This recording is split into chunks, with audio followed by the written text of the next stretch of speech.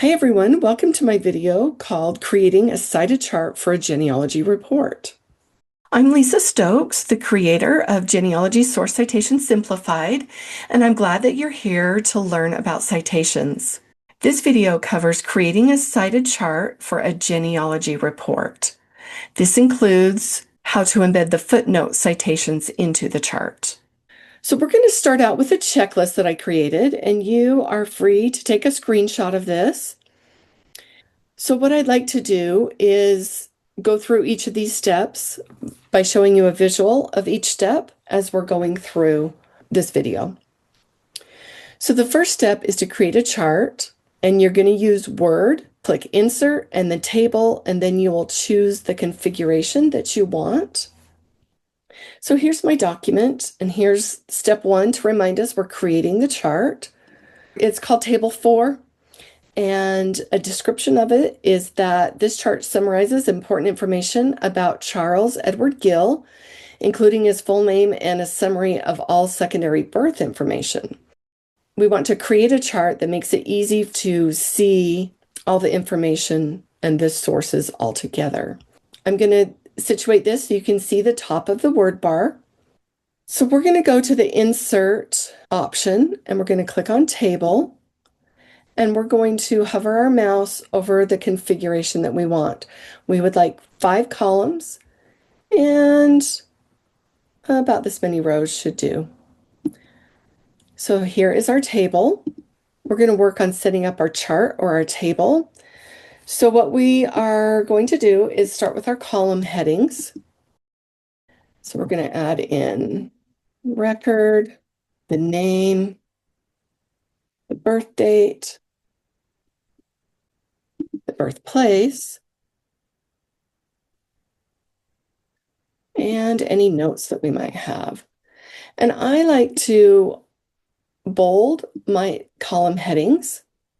So we're going to bold these. And it's also nice to center them, so I'm going to center those as well.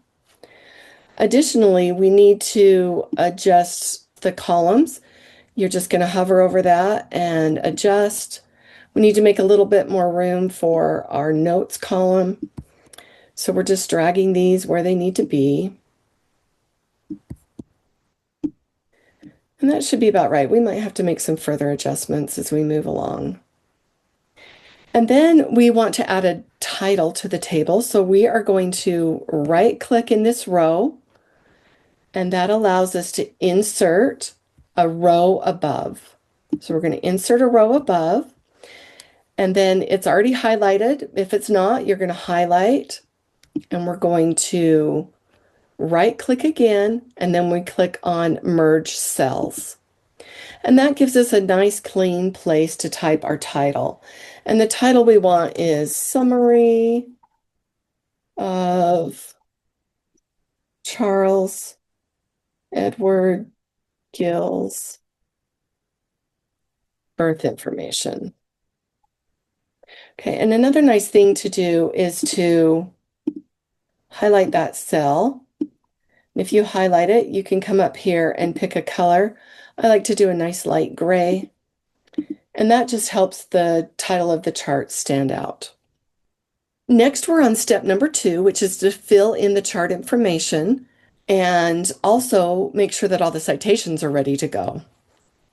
So I have the citations in my research log. I've checked them. They're all ready to go. So the other part of step 2 is to fill in the chart information. The very first record we're going to insert is the 1820 census. And he did not have a name on that. He was just a tick mark. And we know that his birth happened before 1820 because he shows up on that census. There is no birthplace, so we're going to mark that as not applicable. Then we have a note to see the 4th generation report for Charles. So what I'm going to do next is continue filling all that in. So we have our next table ready to go with all of the information for the census records and this death index that we are working with. Step 3, 4, 5, and 6, I'm going to do all together. And that is to add an extra line at the bottom of the chart. And I give you instructions to do it here, and I'll show you how to do it as well.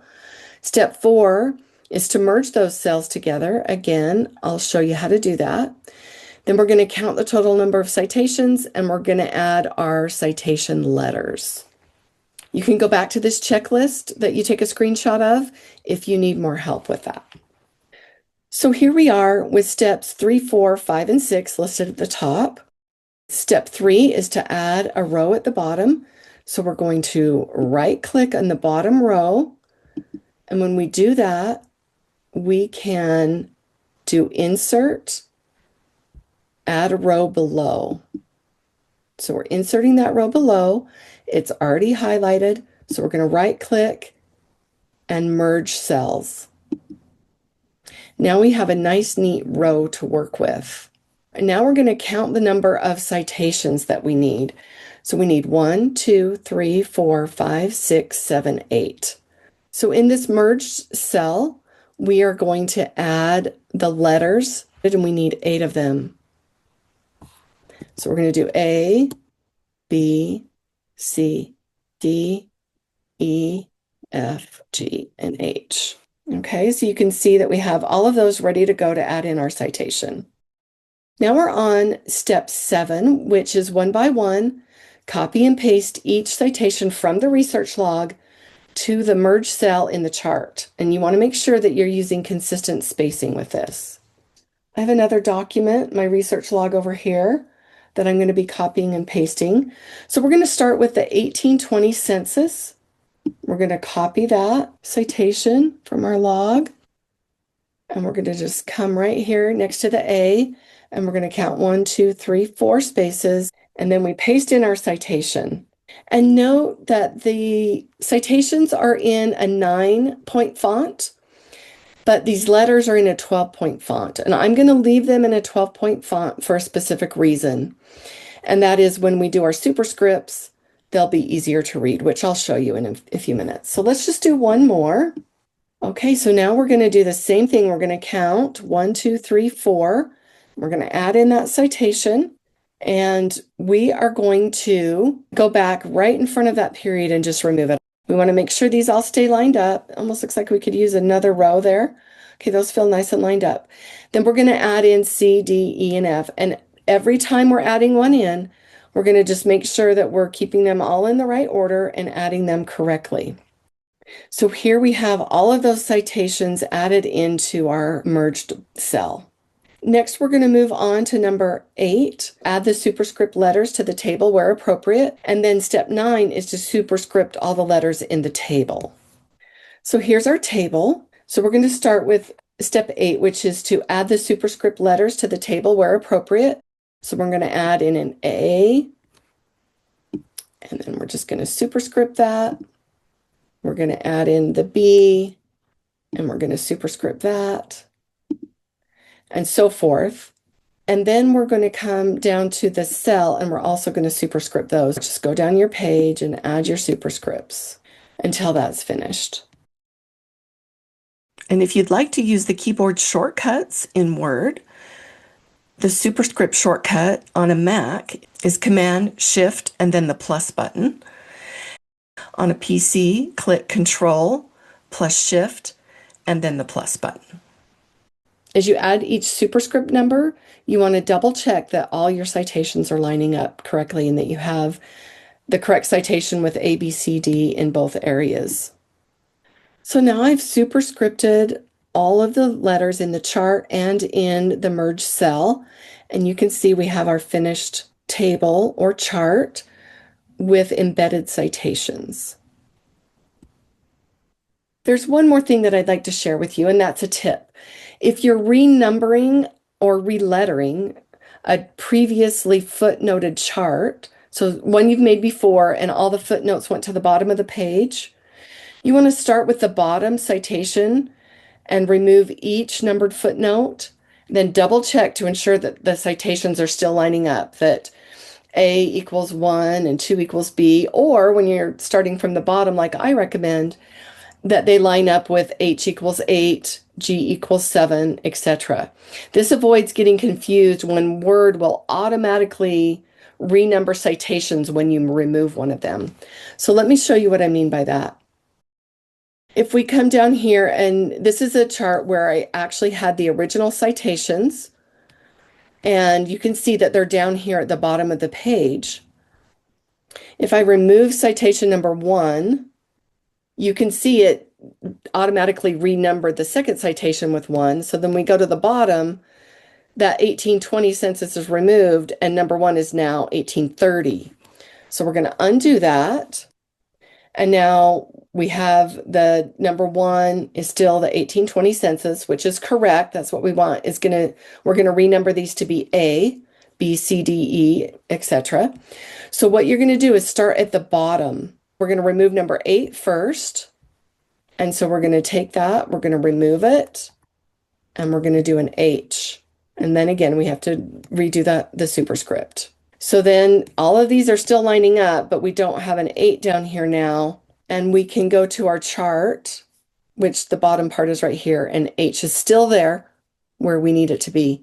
So then we can go to G again, which is going to be citation number 7. And we're going to remove 7. It removed it from our row here. And we now need to make number 7, which is the 1880 census. We're double checking that. We're going to make that a G. And then we're going to superscript that.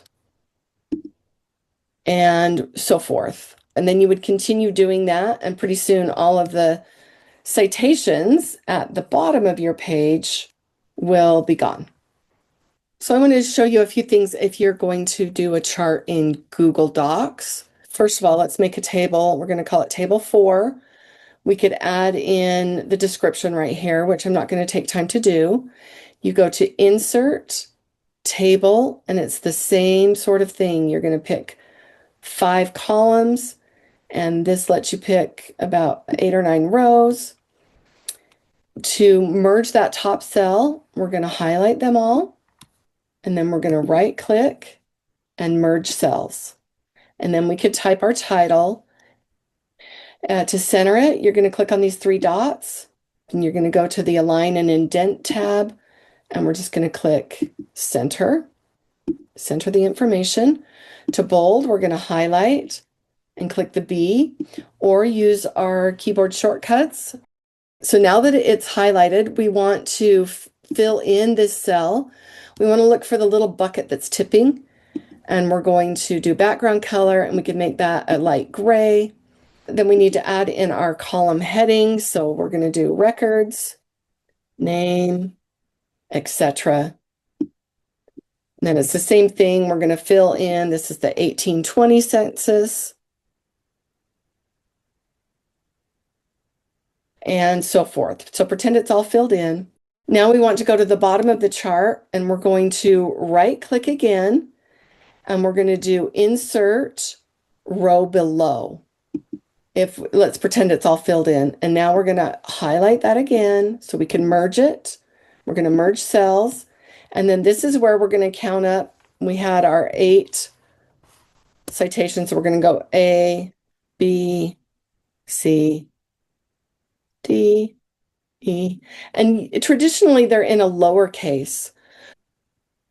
To override the automatic capitalization, you can go up here to the toolbar and click on Tools, then click on Preferences, and then you'll see that automatically capitalized words is checked, so we're going to uncheck that, and then we'll click OK.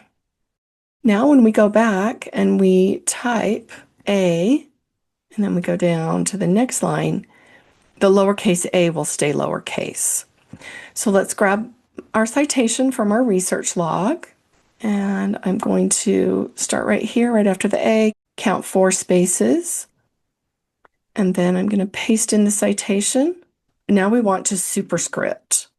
So to superscript in Google, you're going to highlight, go to Format, then Text, and you can see superscript right here.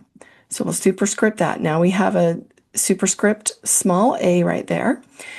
And let's go back up to the chart.